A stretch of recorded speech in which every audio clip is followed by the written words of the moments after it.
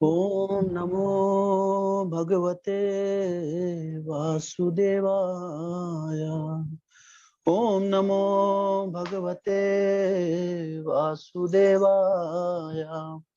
ओम नमो भगवते वासुदेवाय। नारायणं नमस्कृत्यं नरं चैव नरोत्तमं देवीं सरस्वतीं व्यासं ततो जयमुदीरये। नष्टप्रायेषु अभद्रेषु नित्यं भागवत सेवया भगवतेरुत्तम श्लोके भक्तिर्भवति नैष्ठिकी।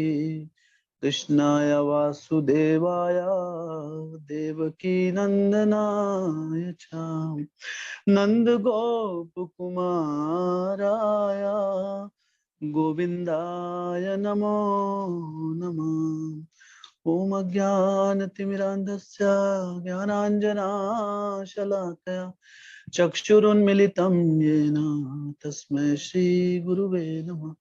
श्रीचैतन्य मनोभीष्टं स्थापितं येन भूतले स्वयं रूपा कदा मह्यं ददाति स्वापदान्तिकं। वन्देऽहं श्रीगुरु श्रीयुतापदकमलं श्रीगुरून् वैष्णवांश्च श्रीरूपं साग्रजातां सहगना रघुनाथान्वितं तं सजीवं साद्वैतं सावधूतं परिजना सहितं कृष्ण चैतन्य देवं श्री राधा कृष्ण पादान् सहगना ललिता श्री विशाखान्वितं च। नमः ओं विष्णुपादाय कृष्णप्रेष्ठाय भूतले श्रीमते भक्तिवेदांत स्वामी निति नामिने। नमस्ते सरस्वते देवे गौरवाणी प्रचारिणे निर्विशेष शून्यवादी पाश्चात्य देश तारिणे। नमो महावदन्याय कृष्ण प्रेम प्रदायते कृष्णाय कृष्ण चैतन्य नामिने गौरतिसे नमः। हे कृष्णा करुणा सिंधु दीनबंधु जगतपते गोपेशा गोपिका कांत राधा कांत नमस्तुते। तप्त कांचन गौरांगी राधे वृंदावनेश्वरी वृषभानुसुते देवी प्रणमामि हरिप्रिये।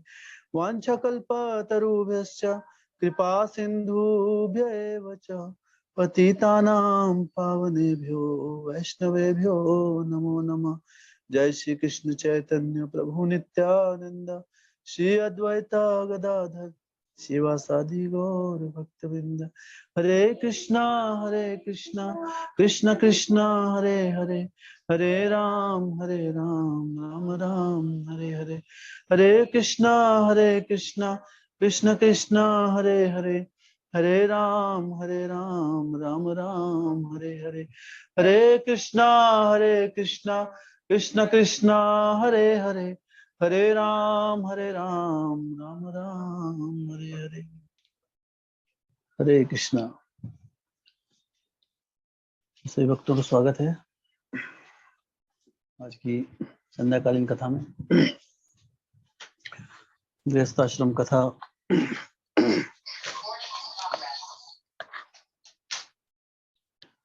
आज चर्चा करेंगे हम। तो अभी तक हमने जो अपनी लास्ट जो कथा थी गृहस्थाश्रम को लेकर, उसमें हमने पढ़ा कि क्या क्या हमें एक गृहस्थ को कौन कौन से नियमों का पालन करना चाहिए उसके आश्रम में, ताकि भक्ति में उसकी दिन प्रतिदिन प्रगति हो सके। तो हमने 8 प्रकार के नियमों की चर्चा की थी कि हमें क्या करना चाहिए।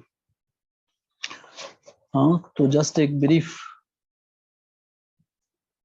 थोड़ा सा मैं उसको लाइन में पढ़ रहा हूँ।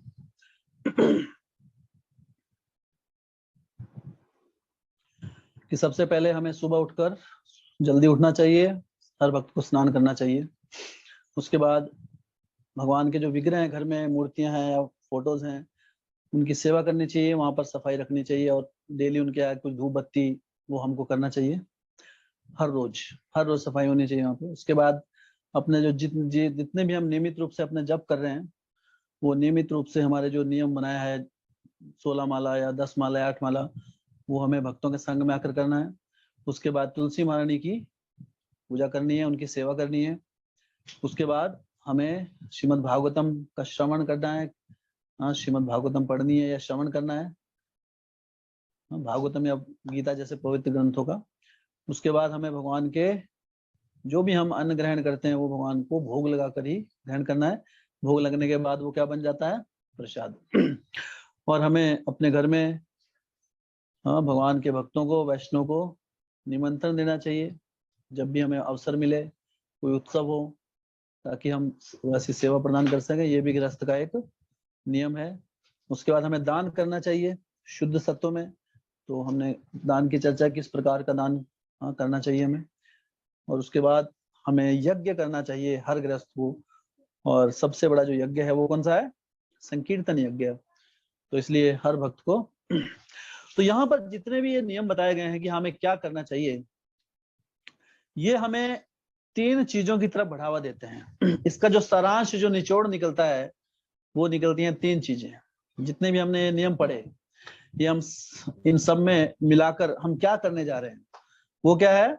नामे रुचि, जीव दया और वैष्णव सेवा। तो ये 3 चीजें सारे के सारे जो हमने अभी नियम पढ़े उसका निचोड़ है। हाँ, नाम रुचि, जीव दया और वैष्णव सेवा। तो ये जो 3 महत्वपूर्ण अंग हैं भक्ति के, ये हर गृहस्थ आश्रम में हर भक्त के लिए अपने जीवन में अपनाना आवश्यक है। अगर इन तीनों में से एक भी अंग छूट जाता है तो हमारी सटीक रूप से अध्यात्म मार्ग में हमारी प्रगति नहीं हो पाएगी। नाम रुचि, परिणाम में हमें रुचि होनी चाहिए। जीव दया मतलब जो भी जीव हैं, जो दूसरे मनुष्य हैं, हर व्यक्ति के या दूसरे जानवर भी जो हैं उनके लिए दया होनी चाहिए। और तीसरा क्या है? वैष्णव सेवा, भगवान के वैष्णव भक्तों के संग में आकर सेवाएं प्रदान करना। तो वैष्णव सेवा जो है, तो इन 3 पॉइंट्स पे अभी हम थोड़ा चर्चा करेंगे। तो जब ये सारे हम नियम अपनाते हैं, अगर ये सारे के सारे नियम ये किसकी तरफ लक्ष्य करते हैं? इन 3 चीजों के ऊपर। तो ये सारे नियम आवश्यक हैं, उससे हमारी इन 3 चीजों में वृद्धि होगी। लेकिन इन 3 चीजों को भी विस्तार से समझना बहुत ही आवश्यक है, क्योंकि ये मूलभूत जड़ है हमारी भक्ति मार्ग की। वैष्णव सेवा सबसे महत्वपूर्ण जो है, वैष्णव के संग में आकर वैष्णव सेवा प्रदान करना। तो सेवा, वैष्णव सेवा का अर्थ क्या है? तो सबसे पहले बात, तो वैष्णव कौन है, किसे वैष्णव कहा जाएगा? जब हम वैष्णव सेवा की बात कर रहे हैं तो पहले हमें मालूम होना चाहिए हु इज ए वैष्णव। तो अलग अलग जगह शास्त्रों में वैष्णव की परिभाषा दी गई है, चैतन्य महाप्रभु भी देते हैं। तो जो भगवान विष्णु को सर्वोपरि मानकर अपना, भगवान विष्णु का जो भक्त है, का अनन्य भक्ति मार्ग में जो लगा हुआ है, और उसमें या तो वो शुद्ध भक्त है या फिर भक्ति मार्ग में जुड़ चुका है, आगे बढ़ने की अपनी तरफ से पूर्ण प्रयास कर रहा है, वो वैष्णव है। जो भी भगवान श्री के हरि नाम का जो नियमित रूप से जप कर रहा है, वो वैष्णव है। और जिसे देखकर आपको भगवान श्री कृष्ण की का स्मरण हो, वो वैष्णव है। ये वैष्णव के लक्षण होते हैं। भगवान की जो सेवा में निरंतर, जो विष्णु भक्ति, और अलग अलग स्तर के भक्त हैं। अब वैष्णव में 3 प्रकार की कैटेगरीज डिवाइड की गई वैष्णव में। तो उसमें है कनिष्ठ भक्त, उसके बाद है कनिष्ठ अधिकारी, सबसे पहले है कनिष्ठ अधिकारी, फिर है मध्यम अधिकारी, और तीसरा है उत्तम अधिकारी। तो अभी तीनों में ये ज्ञान हमें होना बहुत जरूरी है कि हमारा व्यवहार कैसा होना चाहिए अलग अलग प्रकार के स्तर के भक्तों के साथ। अन्यथा भक्ति में आने के बाद हम कई बार कई अपराध भी कर बैठते हैं। इसलिए कोई अपराध ना हो और हम नियमित रूप से हमारी जो भक्ति में प्रगति भी हो संग में आकर। तो 3 प्रकार कनिष्ठ अधिकारी। कनिष्ठ भक्त किसे कहा जाता है? कनिष्ठ भक्त जो भी नया भक्त है, भक्ति में आया है, उससे थोड़ी भक्ति में रुचि है, या फिर कृष्ण में बहुत रुचि है लेकिन भक्तों में इतनी रुचि नहीं है, लेकिन भगवान के वो भगवान के प्रति अभी उनका लगाव है। तो भी भक्ति मार्ग शुरुआत की उन्होंने, ठीक है। तो कनिष्ठ अधिकारी। उसके बाद है मध्यम अधिकारी। जो मध्यम अधिकारी कौन होते हैं? जिन्हें जो भगवान की सेवा में हाँ वो आनंद लेते हैं और साथ में उन्हें भगवान के भक्तों की महिमा का भी पता है कि संग के बिना हमें भक्ति हमारी आगे नहीं बढ़ेगी। और तीसरे कौन है? उत्तम अधिकारी। उत्तम अधिकारी जो भगवान के शुद्ध भक्त, जिनके हृदय में किसी भी प्रकार की कोई भौतिक इच्छा बाकी नहीं बची है, हर प्रकार की काम, क्रोध, लोभ, मोह, मद मत्सर्य, हर प्रकार की त्रुटियों से, अनर्थों से वो मुक्त हो, वो है भगवान के शुद्ध भक्त जो कहलाते हैं, उन्हें कहते हैं उत्तम अधिकारी। तो ये है भगवान के भक्तों की अलग अलग कैटेगरी। उसके बाद तो ये तो भक्तों के, उसके बाद हमें जो डीलिंग करनी है जब हम भक्तों के साथ में रहते हैं, तो 3 प्रकार से और कैटेगराइज किया गया है। कैसे? जो हमसे श्रेष्ठ भक्त हैं, जो हमसे भक्ति में या तो भक्ति में हमारे या तो उनको हमसे ज्यादा समय हो गया भक्ति में, या फिर चाहे कम भी हुआ हो, अगर किसी के साक्षात्कार ज्यादा हो, कोई बहुत इतना श्रेष्ठ भक्त हो। जैसे आप देखेंगे जब भागवतम की कथा हुई थी तो सुखदेव गोस्वामी जी को चुना गया श्रीमद् भागवतम कथा करने के लिए, और लेकिन सुखदेव गोस्वामी थे, उनकी उम्र थी सिर्फ 16 साल।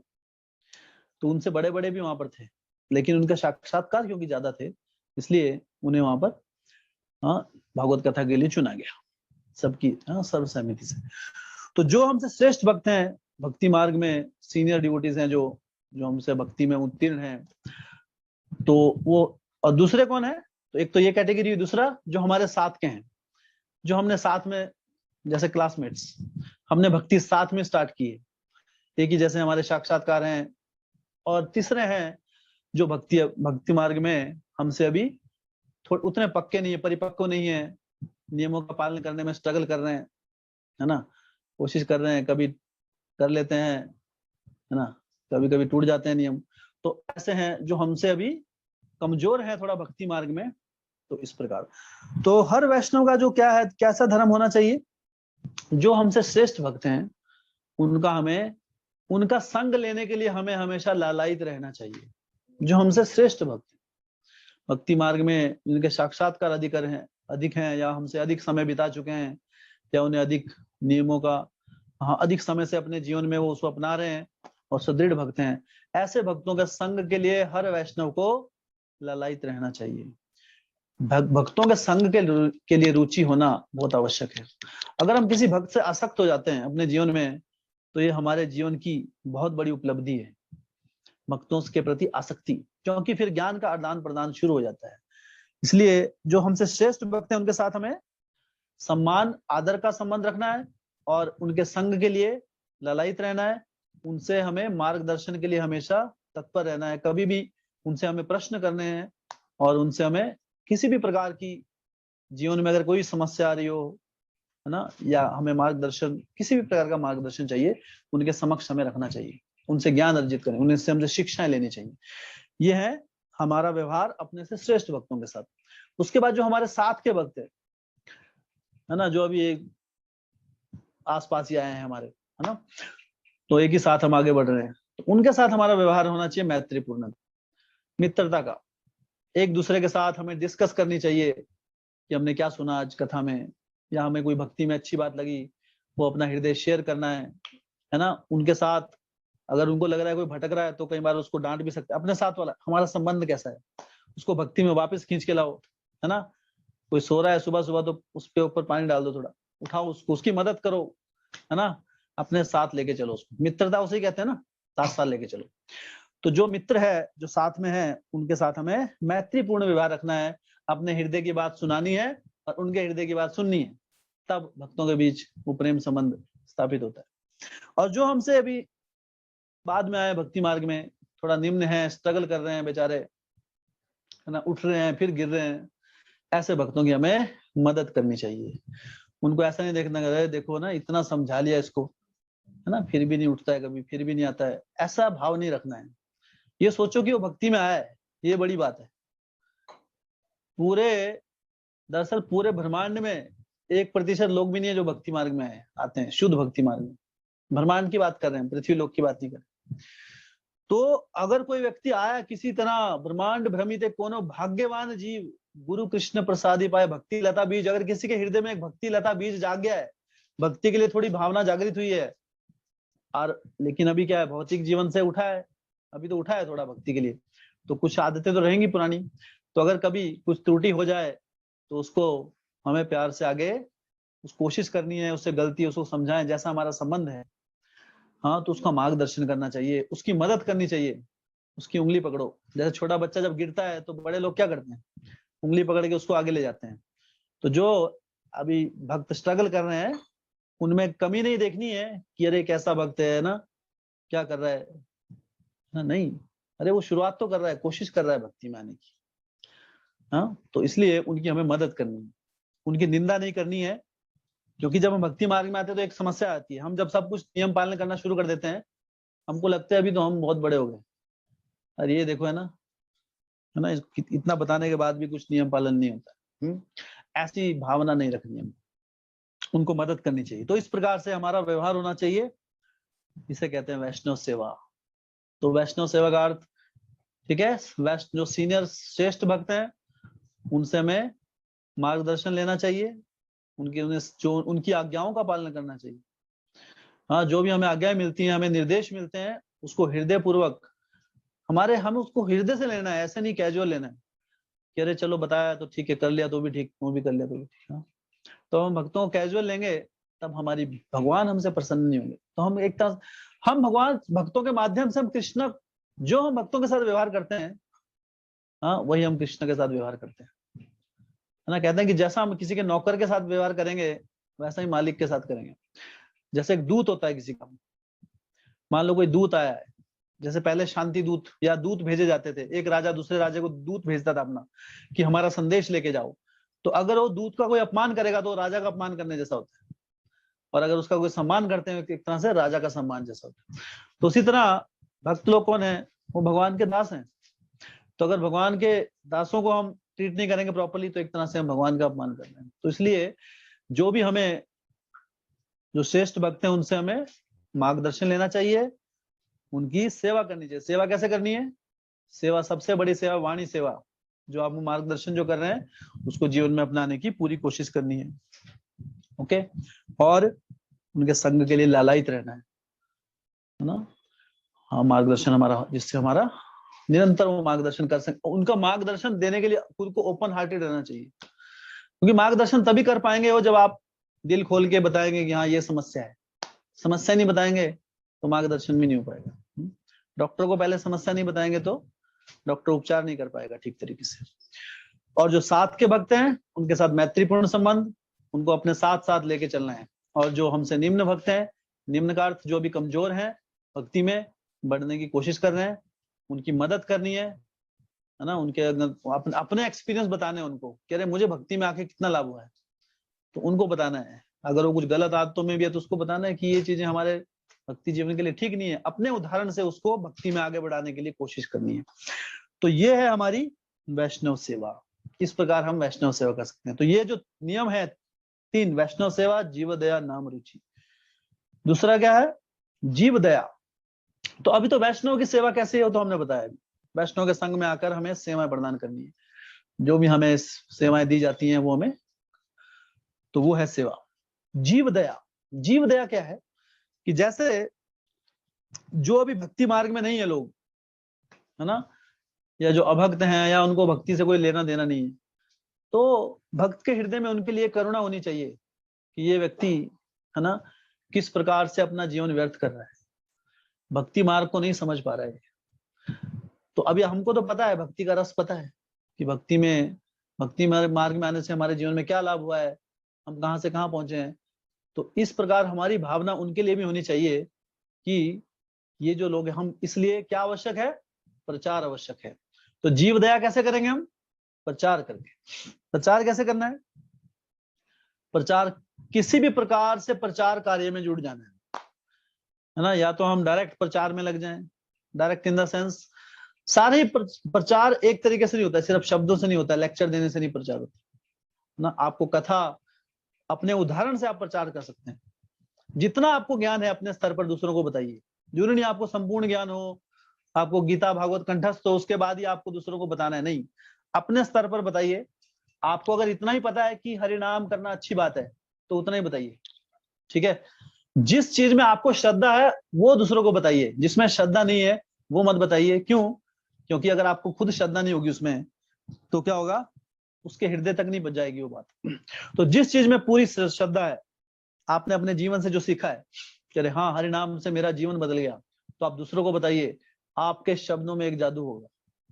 जो व्यक्ति खुद अपने जीवन में अपनाता है, जब वो कोई दूसरे को बताता है, आप देखिए अभी मैं देख रहा हूँ धीरे धीरे सब भक्त, अभी एक प्रेरणा आ रही है सबके हृदय में, दूसरों को बताते हैं, है ना, कोशिश करते हैं कि दूसरों को समझाने की।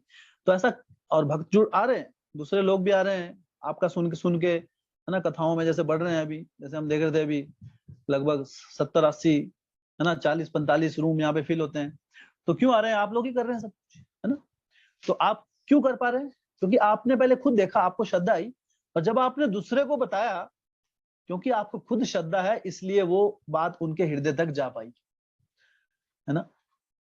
क्यों होता है ऐसा? जब तक हमें श्रद्धा नहीं होगी तब तक वो हृदय में नहीं जा पाएगी। इसलिए जिस चीज में श्रद्धा है, अगर आपको हरिनाम में श्रद्धा है, हरिनाम के बारे में बताइए। अगर आपको भागवत कथा में श्रवण करने में श्रद्धा है तो आप श्रवण करने में बताइए, आप उसको कथा के लिए लेके आइए। हाँ, तो कि कथा में हमें इतना लाभ हुआ है, हमारा जीवन परिवर्तन हुआ है, हमें सीखने को मिलता है, आपको बहुत श्रद्धा है, तो अब वो श्रद्धा पूर्ण हृदय से जब दूसरों को बताएंगे तो श्रद्धा ट्रांसफर होगी, ठीक है। श्रद्धावान व्यक्ति ही श्रद्धा दूसरे को दे सकता है, अश्रद्धालु व्यक्ति दूसरे के हृदय में श्रद्धा प्रदान नहीं कर सकता। इस दुनिया में बहुत कई लोग होते हैं, फिलोसफर होते हैं, बड़ी बड़ी फिलोसफी, ये कर देंगे वो कर देंगे, लेकिन वो जीवन में नहीं, उनको खुद श्रद्धा नहीं है, वो खुद जीवन में नहीं अपनाएंगे उस चीज को। लेकिन एक बार श्रील प्रभुपाद जी के पास एक व्यक्ति आए, बहुत बुजुर्गवार थे वो, है ना। तो उनका जो लड़का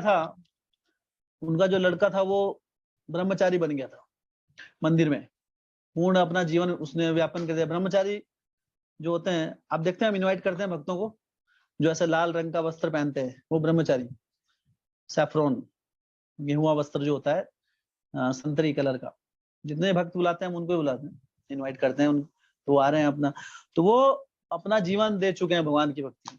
उनको पता है कि घूम फिर के इधर ही आना है ना। उनको पता है कि जीवन में बहुत कष्ट हैं, गृहस्थ आश्रम में क्या है, अभी फंस गए, अभी क्या करें, तो कष्ट सह रहे, कष्ट के बाद निकल जाओ, है ना।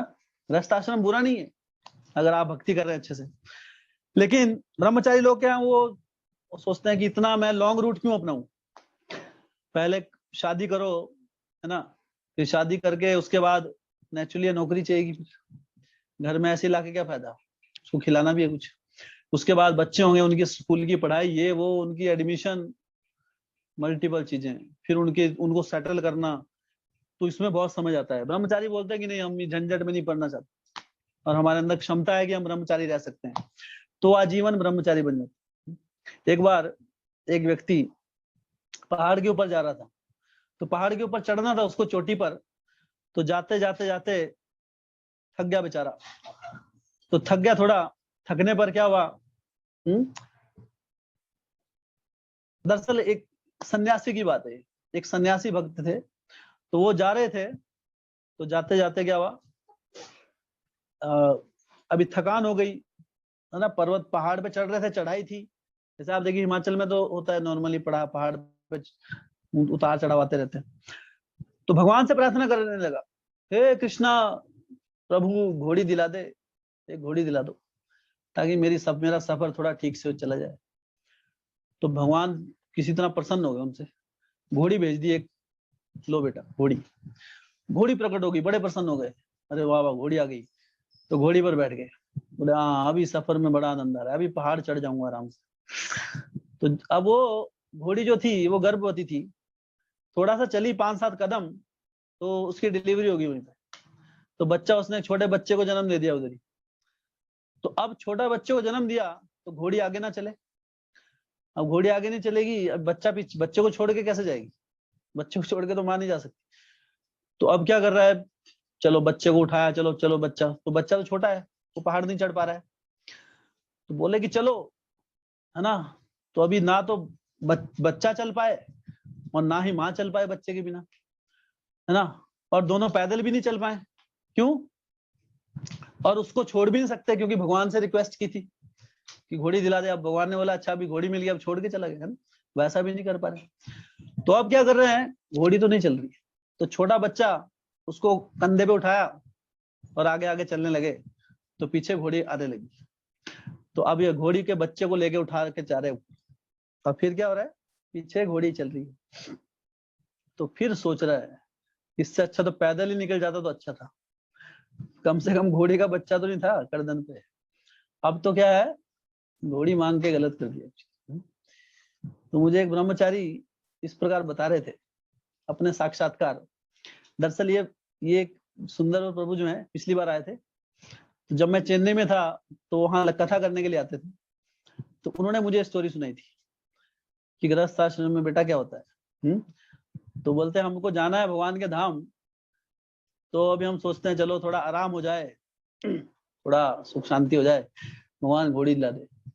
तो फिर क्या है, अभी अलग अलग समस्याएं, जॉब करो, ये करो वो करो, पर वो भी ठीक है, कई बार आदमी नहीं चल पाता है वैसे, लेकिन अगर कोई सीधा निकल जाए तो अच्छी बात है। तो ये जो हम बता रहे थे यहाँ पे जीव दया के बारे में, कि जीवों के लिए हमारी दया जो कैसी कैसी होनी चाहिए।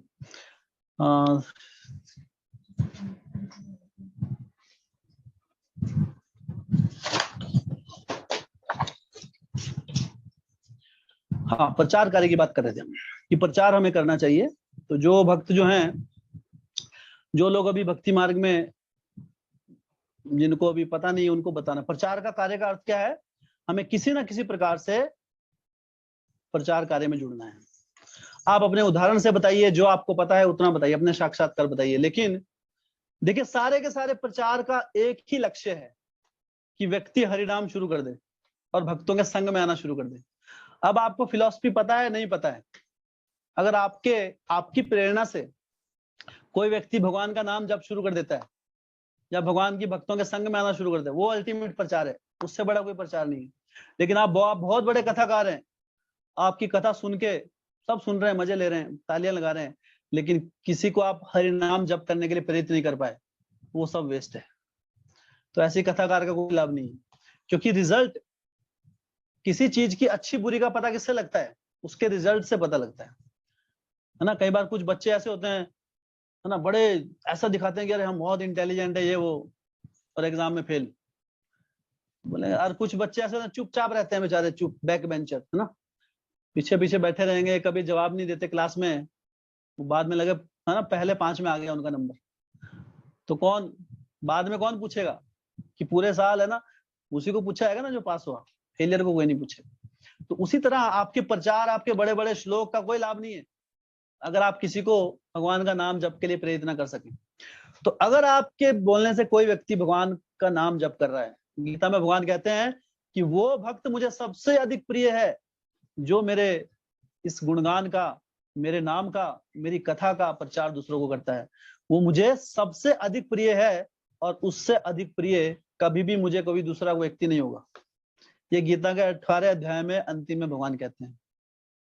तो आप सोचिए भगवान कितने प्रसन्न होते हैं अगर हम किसी को भगवान की भक्ति में प्रेरित करते हैं, क्योंकि सब भगवान के बच्चे हैं। भगवान चाहते हैं मेरा एक और बच्चा आ गया, हाँ, मेरे पास आने के मार्ग में मेरा एक और बच्चा जुड़ गया। किसी का खोया हुए बच्चे को अगर आप ढूंढ के उसके पास लेके आएंगे तो पिता तो प्रसन्न होगा ही आपसे। तो भगवान तो परम पिता हैं, तो उनके अगर किसी बच्चे को आप ये मार्गदर्शन दे रहे हैं तो वो कितने प्रसन्न हो जाएंगे आपसे। तो आप अपने उदाहरण से किसी ना किसी प्रकार से, हाँ, जो भी आपके साक्षात्कार हैं जिसमें आपको श्रद्धा हो वो आप दूसरों को बताइए, ये सबसे बड़ा प्रचार होता है। तो ये है जीव दया। आपको दूसरों को देख के दया आनी चाहिए। ऐसा नहीं होना कि अगर कोई बहुत व्यक्ति, बहुत धनी व्यक्ति है या मान सम्मान है, दरअसल भौतिक आध्यात्मिक दृष्टि से बहुत गरीब आदमी है, उसके ऊपर दया आनी चाहिए कि बेचारा गरीबी में सड़ रहा है ना, इसको हरि नाम ही नहीं है इसके पास। हाँ, जिसके पास हरि नाम नहीं है वो सबसे पुअरेस्ट पर्सन। कई लोगों के पास इतना धन होता है, हाँ, इतना धन होता है, कुछ लोग इतने अमीर होते हैं कि उनके पास सिर्फ पैसा होता है, बाकी कुछ नहीं होता। तो पैसा जो है वो समृद्धि का निशानी नहीं होती है। या फिर किसी का बहुत बड़ा नाम है, कोई फेमस है, तो हमें क्या सोचना चाहिए कि वो भगवान की दृष्टि से वो गरीब लोग हैं, उनको हमें थोड़ा अमीर बनाना है, उनको प्रेम, ये जो भगवान श्री कृष्ण का प्रेम धन देना है हमें हरि नाम के रूप में, है ना। तो जितना कोई धन जपे, ये जो हम सुबह नाम जपते हैं ये क्या है, ये करोड़ों की अशर्फियां हैं, हीरे मोती जो हम जपते हैं सुबह, ठीक है। तो ध्यानपूर्वक जपिए, एक हरे कृष्ण महामंत्र एक हीरा, उससे भी ज्यादा बहुमूल्य है। इसकी कीमत कब पता लगेगी, बाद में, जब अध्यात्म जगत में चले जाएंगे तब समझ में आएगी इसकी कीमत। ये इतना कीमत, इतना इसकी कीमत जो है वो भौतिक दृष्टि से पूरे भौतिक जगत की जो सृष्टि का जो पूरा धन संपत्ति है, वो उसकी तुलना एक हरि नाम से भी नहीं की जा सकती। एक हरे कृष्ण महामंत्र उससे ज्यादा बहुमूल्य है, तो इसकी कोई कीमत चुका ही नहीं सकता, इसलिए ये क्या है, फ्री है। जिसकी कीमत चुका ही नहीं सकता उसका मोल कैसे देगा कोई, इसलिए मुफ्त में दिया है भगवान ने। बस सबके वो जीभ दे रखी है ना, कि आप जपो। तो सोचिए कितना बड़ा, लेकिन प्रश्न है इसका मूल्य हमें तब पता लगेगा जब नियमित रूप से हमारा श्रवण चलता रहेगा भगवान का, कथाओं, है ना, इन शास्त्रों पवित्र ग्रंथों का जब तक हम श्रवण करते रहेंगे भगवान के भक्तों के माध्यम से, जितना हम श्रवण करेंगे उतना हरिनाम में रुचि आएगी, उतना हरिनाम के मूल्य का पता लगेगा, और उतना हरिनाम को हम ध्यान पूर्वक जप पाएंगे, अन्यथा जप भी नहीं पाएंगे अच्छे से, हम रुचि नहीं आएगी नाम में। तो यह है जीव दया। जीव दया का अर्थ है प्रचार करना। जीव दया का अर्थ, हाँ, जीव दया का अर्थ कई अर्थ होते हैं, लेकिन सबसे बड़ी जीव दया क्या है, भगवान को, उसको भक्ति मार्ग, किसी व्यक्ति को भगवान के भक्ति मार्ग से, शुद्ध भक्ति मार्ग से जोड़ना, यह है सबसे बड़ी जीव दया। हाँ, भगवान के बिछड़े हुए बच्चों को उनके पास लाना, है ना, उनसे वापस जोड़ना, ये सबसे बड़ा जीव दया है। तो ये हो हमारा दूसरा नहीं, वैष्णव सेवा, जीव दया। और तीसरा क्या है, नाम रुचि। नाम रुचि सबसे महत्वपूर्ण है एक्चुअली। वैष्णव सेवा करेंगे, वैष्णव सेवा का फल क्या मिलेगा, नाम में रुचि आएगी। अगर वैष्णव सेवा नहीं करेंगे, जीव दया का भाव नहीं होगा, तो क्या होगा, नाम तो जपेंगे हम लेकिन रुचि नहीं आएगी। रुचि किसे कहते हैं, रुचि का अर्थ क्या है, सब लोग जप रहे हैं नाम, लेकिन जो रुचि है, रुचि मतलब आप उसके लिए, हमारा हृदय ऐसे, है ना, हमें नींद नहीं आ रही है ना, रात को नींद नहीं आ पा रही, अरे कब सुबह होगी, बार बार अलार्म देख रहे हैं, कब सुबह होगी, कब मैं नाम जपूंगा संग में आके, इसे कहते हैं रुचि। अभी कैसे देखते हैं हम, अरे जागा, अरे अरे वाह, अभी तो 2 घंटे बचे हैं, मजा आ गया। अभी तो ऐसा करते हैं ना, अरे 5 मिनट बचे हैं, 5 मिनट में तो जिंदगी के मजे ले लूंगा सोने के, 5 मिनट आराम से सूंगा, उसके बाद, है ना, फिर 2 मिनट, अरे 2 मिनट है अभी तो, सुबह का तो ये आधा मिनट भी नहीं छोड़ता है ना, आधा मिनट भी, सुबह की नींद ही जबरदस्त है ना। तो ये रुचि नहीं है, ये क्या है, नींद रुचि है, नाम रुचि नहीं है। तो हमको क्या करनी है, नाम रुचि। नाम में जब तक रुचि नहीं आएगी तब तक क्या है, नाम उतना जीवन में लाभ नहीं।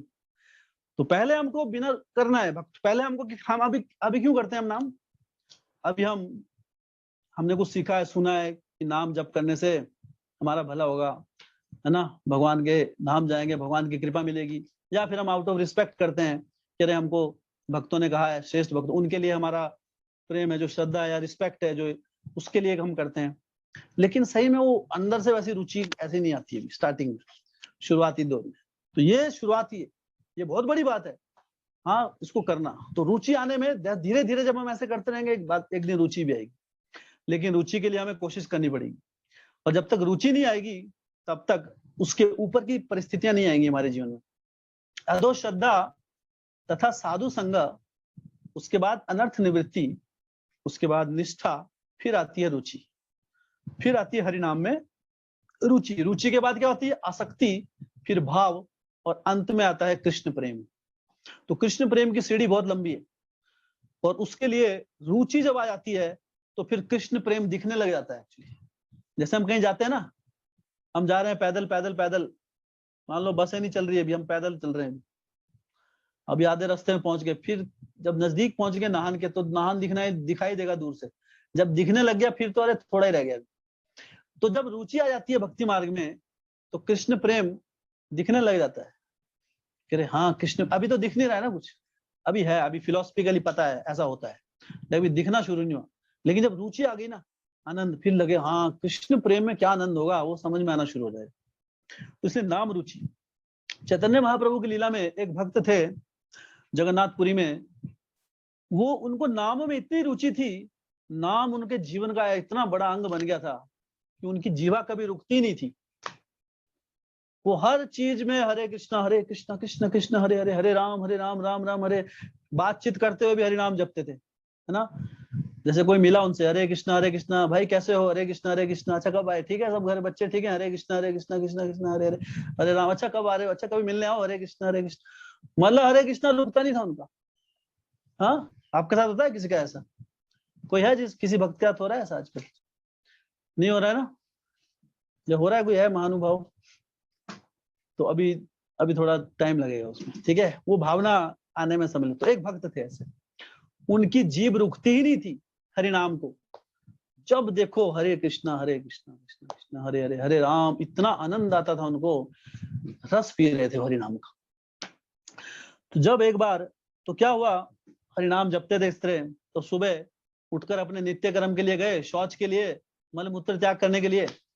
तो जब जा रहे थे तो अपनी जीभ पकड़ रहे थे, तो उनको बोला अरे यार मल मूत्र करते हुए कैसे हरि नाम जपूंगा, तो अपराध हो जाएगा भगवान के नाम के प्रति, है ना। अच्छा नहीं लगता ना, आप टॉयलेट में बैठ के हरे कृष्णा बोल रहे हैं तो अच्छा नहीं लगेगा। तो वो क्या कर रहे हैं अभी, वो अपने आप को रोक रहे हैं भक्त। तो जाते हुए अभी जा रहे हैं, जैसे मान लो वॉशरूम है सामने, अभी बाहर कोशिश ट्रेनिंग ले रहे हैं अपनी जीभ को रोकने की, हरे कृष्णा, हरे, जीभ पकड़ रहे हैं, जीभ रुक ही नहीं रही, हरे कृष्णा मान ही नहीं रही जीभ, है ना। इतनी आदत पड़ गई है जीवा को हरि नाम करने की, ये है नाम रुचि। तो एक भक्त उनको देख रहे थे साथ में, उनका नाम था गोपाल, छोटे से बालक थे 5-6 साल के। तो देख रहे थे कि ये क्या कर रहे, क्या लीला हो रही है, और हरे कृष्ण हरे राम, फिर पकड़ रहा है जीभ को, तो जीभ को रुक ही नहीं रही जीभ। तो बोले कि अरे प्रभु जी आप क्या कर रहे हैं?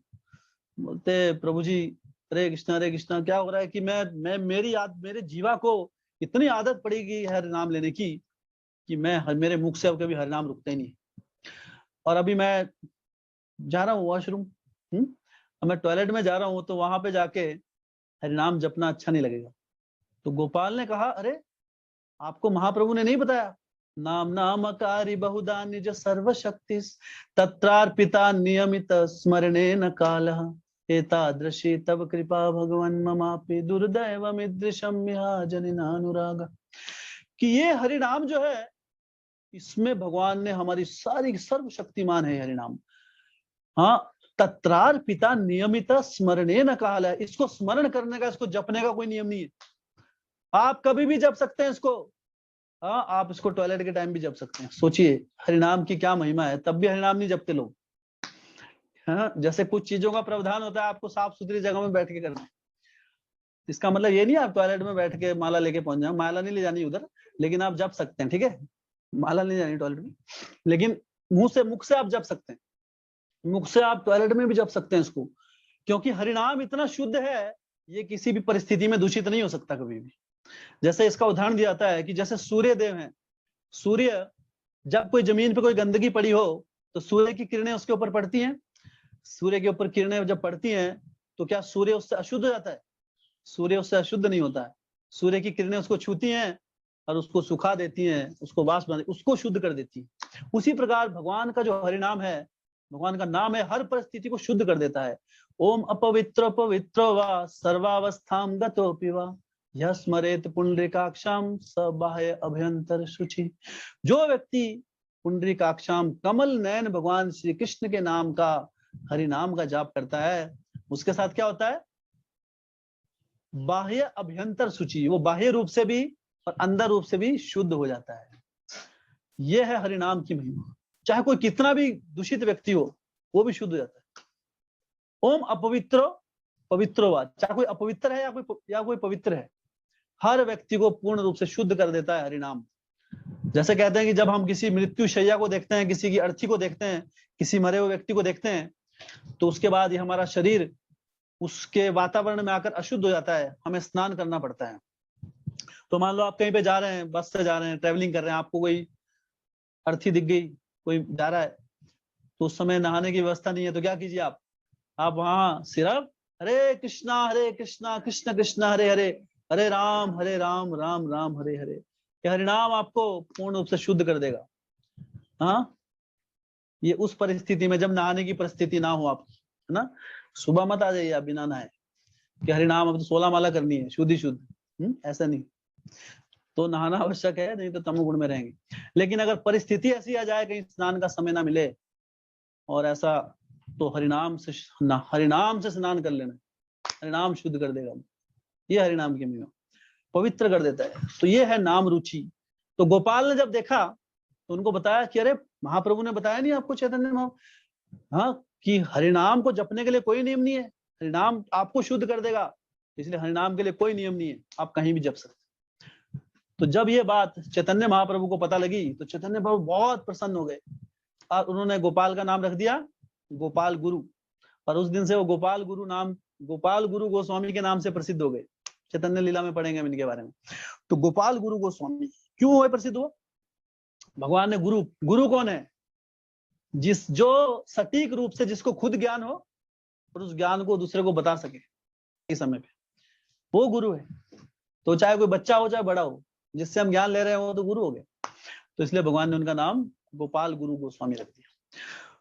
तो गोपाल गुरु गोस्वामी की और भी कई कथाएं आगे। एक बार एक भक्त थे, चैतन्य लीला में उनका वर्णन आता है, उनका नाम अभिराम ठाकुर। अभिराम ठाकुर जो भक्त थे वो इतने शुद्ध भक्त थे भगवान के, वो किसी भी ढोंगी भक्त को और सही भक्त के बीच में को पहचान लेते थे। और कई बार कुछ जो शालिग्राम शिला होती है, शालिग्राम शिला क्या होती है?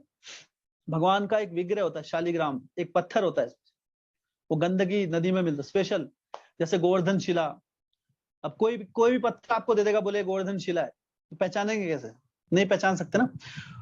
तो अभिराम ठाकुर जो थे वो क्या करते थे, वो अगर कोई शालिग्राम शिला है वो उसको दंडवत प्रणाम करते थे।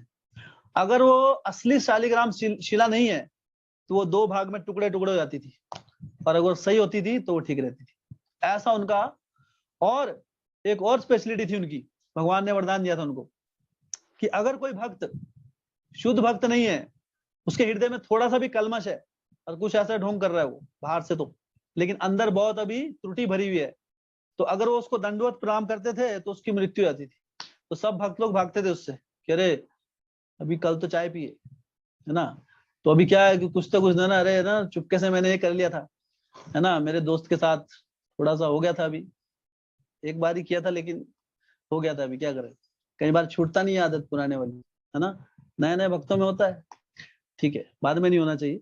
तो नए नए होता है, कुछ त्रुटि हो जाए, गलत हो जाए। तो अभिराम ठाकुर जो थे, जिसको प्रणाम दंडवत करते थे उसकी मृत्यु हो गई। तो वो ऐसे नहीं कि ऐसे नहीं थे, वो सबको चेक करते रहते थे, तब तो वहां ढेर लग जाता। तो वो क्या है कि जो उनको पता था, जो ऐसे भगवान के शुद्ध भक्त उन्हीं को प्रणाम करते थे, उनकी प्रसिद्धि बढ़ाने के लिए करते थे। तो जब उनको गोपाल गुरु गोस्वामी के बारे में पता लगा तो चले गए नवदीप मिलने के लिए कि गोपाल गुरु से मिल के आते हैं। तो सारे जगह वैष्णवों ने देखा, तो गोपाल तो छोटे से बच्चे थे 5 साल के, तो डर गए, अरे है ना, अभी अभिराम ठाकुर ने दंडवत कर दिया, है ना, अरे अभी तो बहुत प्रॉब्लम है, कल ही चॉकलेट खाई है मैंने। हाँ, छोटा बच्चा तो क्या है, कर लेता है थोड़ा बहुत इधर। तो अभी कुछ तो होगा। तो महाप्रभु के पास गए, तो महाप्रभु ने कहा कि गोपाल तुम्हें डरने की आवश्यकता नहीं है। भगवान चैतन्य महाप्रभु ने अपने चरण उसके सर पर रखे और उसको आश्वासन दिया कि अभी तुम्हारा कुछ नहीं हो सकता। तो अभिराम ठाकुर आए, तो लीला हुई लंबी शॉर्ट में। तो जैसे ही वो दंडवत प्रणाम करने लगे, गोपाल गुरु सीधा जंप मारकर चैतन्य महाप्रभु की गोद में बैठ गए, और जैसे ही उन्होंने दंडवत प्रणाम किया, गोपाल गुरु को कुछ नहीं हुआ, हरि बोल, और वो सर्वाइव हो गए। क्योंकि चैतन्य महाप्रभु की जिसने शरण ले ली, हाँ, वो इसलिए कहते हैं कि कलयुग में जितने पतित लोग हैं, चाहे कितने भी कलमश हैं, चैतन्य महाप्रभु एकमात्र आसरा है उनका। पतित पावन तुम्ही, हाँ, पतित पावन हेतु तव अवतार, मौसम प्रथम पतित प्रभु ना पाई यार। हाँ, श्री कृष्ण चैतन्य प्रभु दया करो मोरे, कि चैतन्य महाप्रभु मुझे मेरे ऊपर दया करो, मैं सबसे अधिक अधम पापी हूँ। तो ये है नाम रुचि। नाम की में इतनी श्रद्धा होनी चाहिए, हाँ, नाम के प्रति हमारा उतना, तो ये नाम में रुचि हमारी जैसे संग में जितना हम करते हैं, जितना श्रवण करते हैं भगवान के बारे में, हाँ, और जितना भगवान का नाम का जप करते हैं, तो भगवान का जप करने से भी भगवान के जप में रुचि बढ़ती है। प्रभुपाद जी से पूछा गया कि प्रभुपाद जी नाम जप करके क्या मिलेगा आपको, हरिनाम जप के क्या मिलेगा? प्रभुपाद जी ने कहा हरिनाम। हरिनाम से क्या मिलेगा? हरिनाम। हरिनाम से कुछ और नहीं मिलेगा हमको, हमको शुद्ध हरिनाम मिलेगा। और हरिनाम कौन है? स्वयं भगवान श्री कृष्ण है। इसलिए हम कुछ नई चीज की लालसा नहीं करनी है। हाँ, इस जगत में भी हरिनाम, और भगवान के धाम जाकर भी वहां भी हरिनाम कीर्तन करेंगे। तो ये भक्त का जीवन मतलब हरिनाम उसके जीवन का अटूट अंग है। ये ऐसा नहीं है कि कुछ समय के बाद छोड़ देना है उसको, कि भी चलो पास हो गया अभी छोड़ दो, ऐसा नहीं। ये जीवन का अटूट अंग है। तो जब ये रुचि हमारे हृदय में बढ़ जाती है, तो जिसके बारे में हम बार बार श्रवण करते हैं, रुचि आती है, नेचुरली मुख से वो चीज निकली जाती है ना, वो चीज मुख से निकल जाती है अपने आप। तो इसलिए हम देख सकते हैं कई बार जब शिला प्रभुपाद जी के संग में जो भी आता था, देखते कि प्रभुपाद जी भक्ति के अलावा कुछ बात करते नहीं थे हमेशा, और इतना नाम में उनकी रुचि थी, उनको देख के भक्त बन जाते थे। हाँ, वृंदावन में जो गोपियां भगवान की इतनी शुद्ध भक्त थी, वो 24 घंटे भगवान का श्रवण करती रहती थी।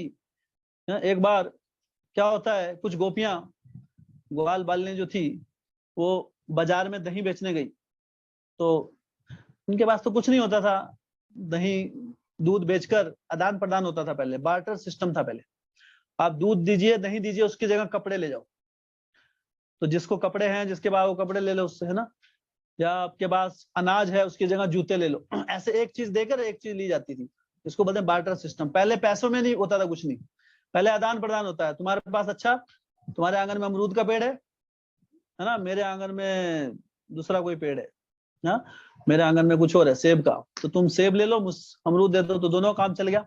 बड़ा अच्छा सिस्टम था पहले। तो पैसे वाली बात ही नहीं थी, पैसे वाली बात थी, बैंक में नहीं था, किसी को चोरी का खतरा नहीं था, क्योंकि सब आदान प्रदान ऐसे होता था। तो कुछ गोपियां दही बेचने के लिए गई, तो हाँ, गोविंद माधव स्तोत्र में एक बड़ा सुंदर श्लोक आता है कि विक्रेतु कामा किल गोप कन्या मुरारी पादार्पित चित्त वृत्ति दद्यादिकं मोह वशादवोचत गोविंद दामोदर माधवेति। तो कुछ गोपियां विक्रेतु कामा किल गोप कन्या, गोप कन्या क्या है? दध्यादिकम, दही दूध लेकर, विक्रेतु कामा मतलब बेचने की इच्छा से, बेचने की इच्छा से दही दूध को गई। तो कोई अगर दही दूध बेचने जाएगा तो क्या बोलेगा वो? दही ले लो, दूध ले लो। लेकिन वो क्या बोल रही थी? विक्रेतु कामा किल गोप कन्या मुरारी पादार्पित चित्त वृत्ति। मुरारी भगवान श्री कृष्ण के चरणों में इतनी आसक्ति हो गई थी उनको कि उनके चरणों को कभी भूलती नहीं थी। तो दही बेचते हुए क्या बोल रही है? हाँ, दध्यादिकम मोह वशाद, तो मोहित हो गई भगवान के चरणों के स्मरण से, और क्या बोल रही है? गोविंद दामोदर माधवेति। दूध ले लो, दही ले लो की जगह क्या बोल रही है? गोविंद दामोदर माधवेति। सबको समझ नहीं आ रहा है क्या? दही बेच रही है या भगवान का नाम ले रही है, हरि नाम कर रही है। तो ये है नाम रुचि। हाँ, तो नाम रुचि की जो स्टेज है, ये बहुत ऊंची स्टेज है, लेकिन अगर शुरुआत ही नहीं करेंगे, हाँ, तो उस स्टेज तक कभी पहुंच नहीं पाएंगे। हाँ, इसलिए भगवान के नाम की रुचि जो है हमें कैसे मिलती है? जब हम उन भक्तों का संग करते हैं जिन्हें हरिनाम में रुचि होती है। तो भक्तों के ऐसे संग में आकर श्रवण करते हैं, संग में जप करते हैं, संग में सेवाएं करते हैं, संग में धाम यात्राएं करते हैं, जितने भी आध्यात्मिक कार्य जब हम ऐसे भक्तों के संग में करते हैं जिनके हृदय में रुचि है, तब वो रुचि हमारे हृदय में भी ट्रांसफर हो जाती है, हमारे अंदर भी वो रुचि जागृत हो जाती है, और हम भी फिर भगवान को उसी रुचिपूर्ण तरीके से उसका नाम जप सकते हैं। क्योंकि शुरुआती दौर में क्या होता है, लेकिन ये गलत नहीं है कि आप बिना रुचि के जप कर रहे हैं। हाँ, शास्त्र कहते हैं आप बिना रुचि के जप करेंगे, कुछ समय के बाद क्या हो जाएगा? वो हरिनाम आपको रुचिपूर्ण जप करने में मदद करेगा, प्रोवाइडेड आप नियमों का पूरी कोशिश कर रहे हैं, भक्तों का संग ले रहे हैं, नियमों का पालन कर रहे हैं, अपनी पूरी कोशिश रखिए, है ना। जो प्रतिकूल चीजें हैं उनको ना कह रहे हैं, अनुकूल चीजों को अपना रहे हैं। हाँ, तो शुरुआती स्टेज में चलेगा, बहुत इधर उधर, है ना, जब कई बार मन नहीं लगता, एक्चुअली मन बहुत ही विचलित होता है। हम सुबह बैठ तो जाते हैं परिणाम करने के लिए, है ना। जैसे व्यक्ति नया नया जब भक्त आता है तो वो जैसे सुबह बुला लिया भक्त को ना, तो वो बड़े इंटरेस्टिंगली जब करते हैं उस समय। उनको पता है सब लोग देख रहे हैं, वीडियो भी होने, तो करेंगे हरे पूरा एकदम अटेंटिवली, हरे कृष्ण कृष्ण कृष्ण हरे राम हरे राम। तो देखते हैं बीच में, अरे तो अभी नया नया भक्त आया, पहले दिन आया संघ में, तो देखेगा तो हम नोटिस करते हैं कौन कैसा कर रहा है। तो देखेंगे इधर उधर, अरे दीपक प्रभु ऐसे ऐसे कर रहे हैं, तो वो भी ऐसे ऐसे करेगा, हरे कृष्ण तो, है ना। लेकिन क्या होता है, शुरू में इतनी रुचि नहीं होती है, तो बाहर से तो क्या है पूरा हरे कृष्ण, लेकिन अंदर मन क्या बोल रहा है, मन रो रहा होता है उस समय, मन में रुचि नहीं है उस समय, है ना। मन बोलता है अंदर, मन जप तो रहा है। अब मन कैसे जप रहा है, देखो मन अलग तरीके से जपता है। हम अलग जपते हैं, मन आपने फील किया होगा, मन के अंदर कुछ और होता है, मन में इतनी रुचि नहीं होती है, लेकिन बाहर हम करते हैं कोशिश, वो अच्छी बात है ना। तो जब चल रहा है, मन क्या बोल रहा है, मन का बोलने का स्टाइल अलग है। मन बोल रहा है हरे कृष्णा कृष्ण कृष्ण हरे, और बीच में इधर उधर भी सोच रहा है, अरे ये दोस्त की बात में आ गया मैं, मित्रता का वास्ता देकर भक्तों के संग में बिठा दिया इन्होंने, हरे कृष्ण कृष्ण हरे हरे राम राम राम हरे हरे, हरे कृष्ण। अरे पहले जिंदगी इतनी अच्छी थी, भक्ति में आने से पहले किसी से कोई भय निर्भय होके घूमता था, हरे कृष्ण। अब तो इतना जिंदगी में इतना नहीं डरा जितना महासागर प्रभु की कॉल से डर लगता है। बस लगता है कि क्या करूं अभी, है ना। अरे भक्तों ने बोला था हरि नाम करोगे तो आनंद के सागर में डूब जाओगे, अरे बूंद भी नहीं दिख रही यहाँ, हरे कृष्ण। मन ऐसे रो रहा है अंदर, हरे कृष्ण। अरे नींद आ रही है, रात को 2 बजे सोया हूँ, नींद आ रही है। भक्त लोग बोलते वीडियो ऑन करके रखे कि जा भी नहीं पाते, सारे देख रहे हैं, इधर महासागर, इधर दीपक, इधर ये पवन गुरांग तो लास्ट तक बैठा रहता है। तो ये मन की हालत है, अंदर से मन रो रहा है, लेकिन बाहर से हरे कृष्ण ना होता है, फेमिलियर। सो दिस इज, लेकिन मन को रोने दीजिए। कई बार मन के रोने से हम क्या है, हम सोचते हैं अरे थोड़ा सा ना मन की सुन लेते हैं, और फिर हम क्या वीडियो ऑन करके सो जाते हैं। ऐसा मत कीजिए। ये वीडियो ऑन क्यों रखवाते हैं आपसे, इसीलिए ताकि आप मन की ना सुन पाए, क्योंकि सामने से भाग भी सकते हैं ना, सामने आने थोड़ा मुश्किल है। तो इसलिए नाम रुचि जो है आएगी, घबराइए मत, ये स्टार्टिंग की स्टेज होती है। स्टार्टिंग में मन नहीं लगता है, लेकिन अगर कोशिश नहीं करेंगे तो जिंदगी भर मन नहीं लगेगा, ये ध्यान रखिए। तो जो भी उपदेश दिए जाते हैं हमको, जो भी हमें बताया जा रहा है, उसको हाँ हृदय पूर्वक अपनाइए जीवन में, और हमारे अंदर कृतज्ञता का भाव होना चाहिए कि भक्तों के संग में आकर हमें एक अनमोल रत्न मिला है। भक्तों की प्रसन्नता के लिए हमें जप करना, उनकी प्रसन्नता के लिए संग में आना, भागवत सुनना, ये भावना जब जागृत होगी तब भक्ति में आगे बढ़ते हैं हम। अभी कृष्ण के लिए करना बहुत मुश्किल है, वो शुद्ध भक्त एकदम बिल्कुल राधा रानी के भाव में जाएंगे तब होगा वो। अभी क्या है, हाँ अभी हम भगवान श्री कृष्ण को भक्तों के माध्यम से देखते हैं, और यही तरीका है। भगवान भी यही चाहते हैं कि जो मेरे भक्त हैं, डायरेक्ट जो मेरे भक्त हैं वो मेरे भक्त नहीं है, जो मेरे भक्तों के भक्त हैं, हाँ ये में भक्त जना पार्था न में भक्तास्ते जना मद भक्ता नाम चय भक्ता ते में भक्तात्म मता। वो मेरे उत्तम भक्त हैं, मद भक्ता नाम चय भक्ता, जो मेरे भक्तों के भक्त हैं, उनका जो सुनते हैं, उनकी जो सेवा, उनके मार्गदर्शन में जो आगे बढ़ रहे हैं। जो बोलता है कि डायरेक्ट मुझे भक्त नहीं चाहिए, मैं तो डायरेक्ट, मैं और मेरा गोपाल, लड्डू गोपाल, मेरे को बीच में दूसरे का इंटरफेरेंस नहीं चाहिए। भगवान बोलते हैं वो तो मेरा भक्त है ही नहीं, हाँ उसका लड्डू मैं खाता ही नहीं कभी, बेशक वो मेरे को बोल रहा है लड्डू लड्डू गोपाल मेरा। हाँ अगर मेरे भक्तों के माध्यम से आओगे, मेरे भक्तों के थ्रू जाओगे, तब मैं सेवाओं को स्वीकार करता हूँ। ये है भगवान का भक्ति, भगवान की भक्ति पाने का नियम। तो आज की कथा को यही समाप्त करते हैं हम। हमारे तो कुछ मैसेज आए थे, जैसे कल हमने बताया था कि जो भक्त तो किसी को प्रश्न पूछने हो तो प्रश्न आप मैसेज कर सकते हैं। तो वंदना को कुछ प्रश्न आए माता जी के, उर्वशी माता जी का, उर्वशी निधि माता जी ने कुछ मैसेज किया था। तो एक पहला प्रश्न था, हम जल्दी में, क्या टाइम हुआ अभी 45, चलो है टाइम हमारे पास। तो हमारे पास दो प्रश्न है। पहला प्रश्न था उनका कि अगर अच्छा चाय पीना अपराध है क्या, और किसी नहीं, चाय अगर किसी दूसरे को हो, दूसरे के लिए हम बनाएं, कोई दूसरा मांग रहा है और हमको देनी पड़ रही है चाय, तो क्या वो अपराध है? ये माताओं का प्रश्न है। तो बड़ा अच्छा प्रश्न है। तो दरअसल चाय आप किसी को दे रहे हैं तो ये अपराध नहीं है। अपराध बहुत बड़ी चीज होती है एक्चुअली।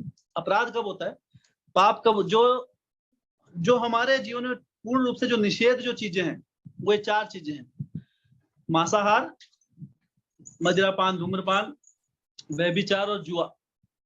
ये जो चार चीजों से हम जुड़ेंगे और या फिर दूसरों को मदद करेंगे इन चार चीजों में, तो जितना जो कर रहा है चीज, जितना उसको नुकसान होगा, जितना उसको पाप लगेगा, उतना पाप हमें भी लगेगा। लेकिन चाय पिलाना अपराध नहीं है, लेकिन चाय पीने से हमारी भक्ति स्लो हो जाती है। ये हमारे जीवन में क्या है, हमारी डिटर्मिनेशन को, क्योंकि इसमें नशा होता है, ये भी नशा है, लेकिन वैसा अपराध नहीं बोलेंगे, अपराध अलग है। अपराध बहुत बड़ी चीज होती है, खासकर वैष्णव अपराध से हमें बचना चाहिए। तो ये पाप वैसा डायरेक्ट पाप नहीं है, लेकिन इनडायरेक्ट है ये, क्योंकि इसमें भी कुछ नशा होता है। जैसे हमें नशा नहीं करना चाहिए, लेकिन ऐसा नहीं है कि ना चाय पी के आदमी बहक जाता है, ऐसा तो नहीं होता ना। कोई कि आपने चाय पिलाई किसी को, है ना, अपने दादाजी को, दादाजी है ना आप ऐसे बाहर हो गए, ऐसा तो नहीं होगा। चाय पीने से कुछ नहीं होता। लेकिन ये भी एक सूक्ष्म स्तर पर हाँ निषेध है, क्योंकि इसमें नशा होता है, और नशे की कोई भी चीज भगवान को अर्पित नहीं होती है, और भगवान को बिना अर्पित किए भक्त कोई चीज ग्रहण नहीं करता। अब आपका प्रश्न है कि क्या दूसरों को पिलाना भी पाप है? खुद तो चलो नहीं पीते आप, कि दूसरों को पिलाना, तो दूसरों को अगर मजबूरी है घर में, आपके हाथ में बागडोर नहीं है, या फिर कोई ऐसी परिस्थिति है, तो आप दे दें, तो वो इतना बड़ा अपराध नहीं। हाँ, लेकिन अगर किसी को मांस देंगे, मांस, मछली, अंडे उसको बना के देंगे, उसको खरीद के देंगे, तो जितना पाप उसको लगेगा उतना आपको लगेगा। ये मांस, या फिर किसी के लिए आप मदिरा पान दे रहे हैं, है ना, किसी को बना के दे रहे हैं गिलास, फिर वो उतना ही आपको उसका पाप कर्म लगेंगे जितना पीने वाले को लगे। एनीवे, ये तो नहीं करेंगे आपको, माताओं तो दूर रहती है इससे। लेकिन हाँ, हमारे प्रभु जी जो है वो ध्यान रखें, अगर कोई किसी को दे रहा है बना के ऐसे, है ना, कि चलो हम तो नहीं कर रहे हैं, प्रभु जी हमने अपने लिए थोड़ा किया, वो थोड़े मेहमान आ गए थे, उनको थोड़ा बना के दे दिया हमने, क्योंकि उनको आइडिया ना था कितने क्वांटिटी में कितना डालना है, तो हमने तो मदद की सिर्फ, है ना। नहीं, आपको भी उतना ही पाप कर्म लगेगा जितना पीने वाले को लगेगा। हाँ, अनुमंता अपहरता क्रिय विक्रयी। अनुमंता जो परमिशन देता है कि चलो कर लो, कोई चक्कर नहीं, मैं तो नहीं करूंगा भाई, हाँ तुम कर सकते हो। अनुमंता, उसको भी उतना ही पाप लगता है मांस खाने का। अपहरता, जो उसको हाँ जो उसको भक्षण करने की इच्छा रखता है, जो घर में परमिशन देना, दोनों ही। क्रय विक्रय, जो खरीदता है उसको, मान लो आप मांस खरीदता है, हम तो खरीदते हैं बस दे देते हैं अपने पिताजी को लाके, नहीं। क्रय विक्रय, जो बेचता है उसको भी उतना ही पाप लगता है। हाँ, जो उसको बनाता है, जो कुकिंग करता है, उसको भी उतना ही पाप लगता है। हाँ, जो उसको परोसता है, कुछ भी नहीं किया आपने, परोस दिया, सिर्फ बना बनाया आपने दिया प्लेट में डाल के, उसको भी उतना ही पाप लगता है। च इति घातका, सारे के सारे जानवर के हत्यारे कहलाते हैं मनुस्मृति के अनुसार। तो इसलिए ऐसा मत सोचिए कि हम तो डायरेक्ट नहीं खा रहे हैं, हम तो सिर्फ बना के दे रहे हैं, है ना, आपको उसका लगेगा। लेकिन अगर परिस्थिति मान लो ऐसी है, माता भक्त है कोई और उनके पति देव भक्त नहीं है, और अगर उनको नहीं मिल रहा है कुछ, परिस्थिति खराब हो जा रही है ना, घर से बाहर निकालने की परिस्थिति आ गई, तो फिर तो मजबूरी है, भगवान से प्रार्थना कीजिए, प्रभु क्या करूं, तो भगवान छुटाएंगे आप उस परिस्थिति में। परिस्थिति अलग चीज है, लेकिन पाप कर्म तो लगेगा, लेकिन भगवान से प्रार्थना करते। लेकिन अगर जिसकी कोई मजबूरी नहीं है, फिर भी बना बना के दे रहा है कि लो खाइए, इससे थोड़ा सेहत अच्छी रहती है, लीजिए सूप, हाँ, फिर वो डायरेक्ट पाप कर रहे, वैसा नहीं करना। उसी तरह ये जो चार जो नियम है, ये बहुत स्ट्रिक्ट नियम है, श्रीमद् भागवतम में इसका हाँ मत, ये जो 4 चीजें, इसमें ना तो खुद करना है ना दूसरों को मदद करना, दोनों एक ही पाप लगेगा। लेकिन बाकी थोड़ी चीजें हैं, जैसे झूठ बोल देना, झूठ बोलना गलत है, आपकी भक्ति में आ जाएगा, लेकिन वो अपराध नहीं है, ठीक। तो ऐसा, तो घर में अगर कोई बड़ा बुजुर्ग है, आपको चाय बनानी दे रही है तो ठीक है, कोशिश कीजिए कि अगर दूध में काम चल जाए तो ठीक है, लेकिन अभी अगर कोई मान ही नहीं रहा है तो ठीक है, वो अपराध में नहीं आएगा, अपराध नहीं मानेंगे आप, लेकिन आप कोशिश हमेशा रहिए कि आपको उससे बाहर नहीं, तो इतना बड़ा वैसा पाप कर्म नहीं है, लेकिन हाँ ये हमारी भक्ति में हमारी तीव्रता को कम करता है अपने जीवन में। तो चलो दूसरे के जीवन में तो है कि चलो दूसरा तो कब तक, हम अपना बचाव पहले करना है, अपना तो बिल्कुल अपना हमको नहीं सेवन करना है, दूसरों के लिए देखना है कि परिस्थिति घर में कोई ज्यादा बवंडर खड़ा ना हो जाए इसके चक्कर, ये हमारे हमको जप भी ना करने दें, है ना। हमारे जप में मान लो आपने अपने माता पिता को रोक दिया, चाय नहीं दी, उन्होंने फोन ही छीन लिया कि अब देख बेटा कथा, अब सुन कथा, अब जप कर, तो उससे अच्छा है चाय दे दो, कथा में है और जप करो, ठीक है, कि परिस्थितियां भड़क ना जाए, इसलिए ज्यादा उपद्रव नहीं करना है, भक्ति प्राथमिकता है, भक्ति पीसफुली चलनी चाहिए करना। तो ये था पहला प्रश्न। अच्छा ठीक है, आपको उत्तर मिल गया इसका, ओके। दूसरा था आपका कि, है ना, अच्छा अगर गाय माता को डंडा मारेंगे, मान लो डंडा मारना पड़ जाए गाय, तो वो पाप है या फिर वो अपराध हो गया। अभी गांव में रहते हैं तो गाय रखते हैं बहुत भक्त, और गाय जब है, गाय कभी इधर उधर भागती है दूसरे के खेत में तो डंडा उठ ही जाता है। तो अभी क्या है, ये जो सिद्धांत है इसको समझना, पहले एक चीज इंपॉर्टेंट है कि जो गाय है, गाय हमारी दास नहीं है, हम गाय के दास नहीं, पहला प्रिंसिपल ये है। तो गाय को सिर्फ हम इसलिए नहीं रखना है घर में कि हमको दूध चाहिए, दूध की मशीन नहीं समझना उसको, वो सोचना है गोपाल ये भगवान श्री कृष्ण को बहुत प्रिय है। तो जो श्री कृष्ण को बहुत प्रिय है नेचुरली है, क्रोध पूर्वक उसकी पिटाई करेंगे तो कृष्ण तो प्रसन्न नहीं होने वाले, है ना। तो अगर गाय, अभी कई भक्त सोच रहे होंगे प्रभु जी आप तो लेक्चर देते हैं नान में बैठ के, आपको क्या पता कितना तंग करती है गाय, है ना, कल भगा के ले, डेली गालियां सुननी पड़ती हैं, ये कर दूंगा वो कर दूंगा फाटक में डाल दूंगा, अरे आप तो बस बोल देते हैं, है ना। तो क्या करना है आपको, परिस्थिति चाहे जो मर्जी हो, लेकिन आपको क्रोध पूर्वक ऐसा, आप उसको, प्रभुपाद जी कहते थे कि बच्चों को भी नहीं मारना है, हाँ डरा सकते हैं आप छड़ी रखिए हाथ में, और छड़ी रखिए और दिखाइए, डरा सकते हैं आप, डराइए मारिए, ठीक है, या आप अपने हाथों से, है ना, करके थोड़ा थोड़ा बहुत जितनी जरूरत है उसको, हाँ तो, लेकिन पिटाई करना गाय की ये गलत है, क्योंकि हम गौ माता के सेवक हैं। कई बार कुछ लोग गाय दूध नहीं देती तो बहुत पिटाई करते हैं उसकी, चल दूध उतार, उसको मशीन जैसा यूज करते हैं, ऐसा मत कीजिए, ऐसा होता है वो जो ना, दूध नहीं दिया तूने आज, है ना, फिर पीछे से बच्चा रो रहा है तो और गुस्सा आता है, बच्चों को दूध नहीं मिल रहा है, अपने बच्चों को दूध नहीं मिला, गाय की पिटाई। तो बेचारी गौ माता को ऐसे मत पीटना वैसे नहीं है, गाय दूध दे चाहे नहीं दे वो माता है। अगर किसी की मम्मी, मान लो किसी के इधर उधर भाग रही है, किसी की अपनी असली माता, मान लो कहना नहीं मान रही है, तो उसको डंडे से पिटाई तो नहीं करेंगे ना, उसको बोलेंगे क्या कर सकते हैं, है ना।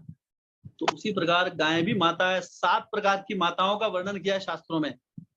हाँ गौ माता, है ना, एक तो एक्चुअल माता जिससे जन्म लिया है, दूसरा धात्री जो पालती है, कई बार माता जो होती है उसके पास अपना दूध नहीं होता है तो कोई दूसरे उसको दूध पिलाती है, जैसे हमारे यहाँ गांव में है ना एक, उनकी दूध माता है इधर, ये जो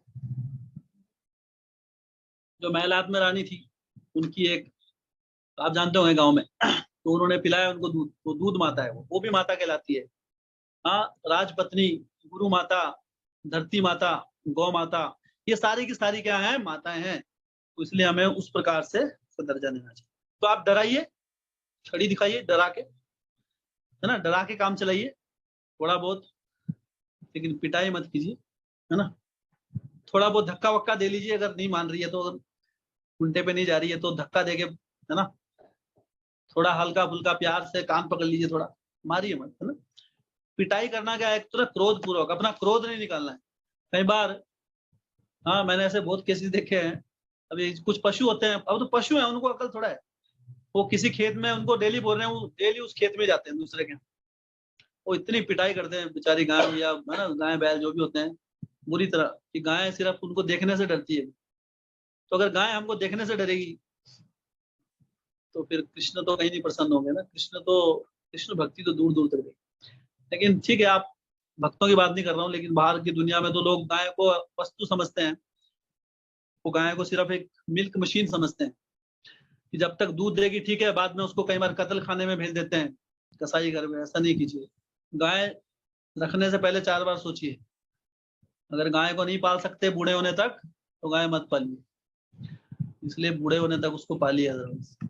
अगर आप सुनिश्चित नहीं कर सकते ये चीज, कई बार गायों को भेज दिया जाता है ना, वो आगे उसको काट रहे हैं, क्या कर रहे हैं, वो सारा का सारा पाप हमको लगता है। तो इसलिए ये चीजें ध्यान रखनी है। बाकी आपने डंडे की बात की तो ये बहुत बड़ा अपराध नहीं है ना, उनको डराइए, लेकिन पूरी तरह पिटाई नहीं करनी, वो गलत। ओके, तो धन्यवाद। ऐसे किसी भक्त का कोई प्रश्न हो वो मैसेज कर सकते हैं, अगर आप पूछे नहीं, जैसे माताओं ने किया। प्रभु जी मान सका प्रभु को कर सकते हैं, और जो माताएं हैं वो वंदना को कर सकते हैं। तो बहुत बहुत धन्यवाद से भक्तों का। हरे कृष्णा। शील प्रभुपाद की जय।